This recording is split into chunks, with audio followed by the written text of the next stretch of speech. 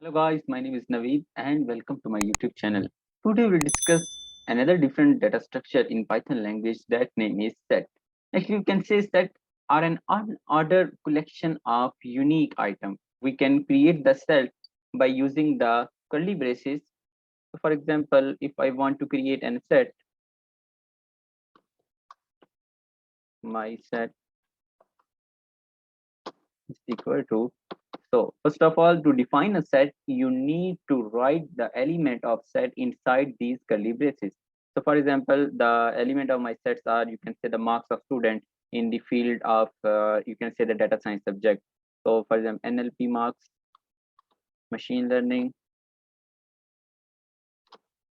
computer vision marks, statistics,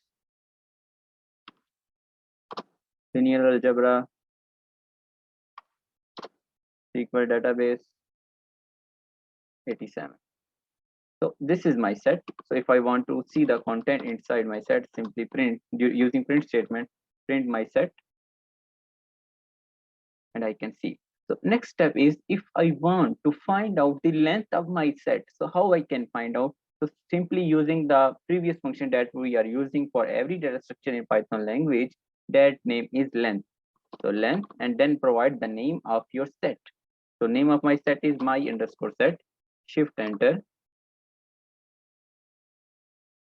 Okay, so he said the length of my set is 5. 1, 2, 3, 4, 5. Wait, let me zoom.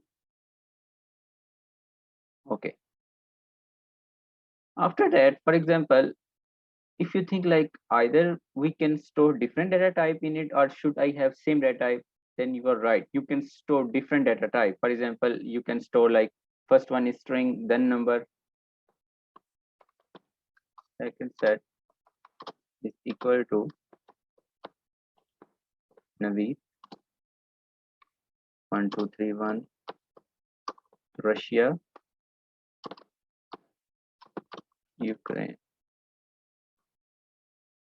Print,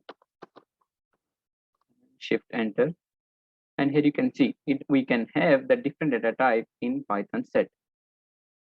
Next thing is how I can iterate through all our my set. Simply using for loop, we can iterate from our set. Iterate, make it heading, shift enter. Okay. So for item in, what is the name of my set? My set, my underscore set, and print item, shift enter. And here you can see, so we have successfully iterate through our set using an for loop. Next thing is if I want to add an item in my set, so how I can add?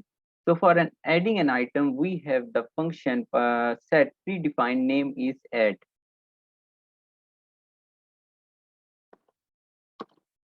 item, make it heading, shift enter. Okay, so for example, my underscore set dot add, I want to add subscribe to channel and print my underscore set, shift enter. And here you can see we have successfully add our new item in our previous set. Next thing is, for example, if I want to remove an item from our set, so how I can remove an item from my set? Remove item from set, make it heading, shift enter. Okay. For example, if I want to remove, so we have different function for removing an item from a set. We have remove function, we have discard method to remove an item from our set. So don't worry, I will tell you what is the difference between remove and discard. For example, if I want to remove, you can say subscribe to channel or 99 from my set. So how I remove? Simply the name of set, my set dot remove, and then 99, shift enter, print my set, and shift enter. Okay, now what is difference, like if we have remove function and we have another function that name is discard. Actually, for example, if I try to remove an item that doesn't exist in my set, then this remove method will generate an error, like this item doesn't exist. But by using discard, so discard function will not raise an error. So let me tell you, my underscore set dot remove. So I want to remove 99 because 99 is not exist in my set, so I want to remove that. Shift enter, and here you can see we get the error. Next is if I want to remove an item using discard.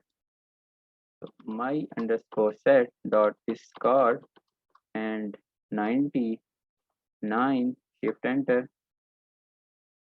Let's print out my set, shift enter, and here you can see because it doesn't exist 99, so but it also doesn't erase an error. So that was the difference between discard and you can say the remove function.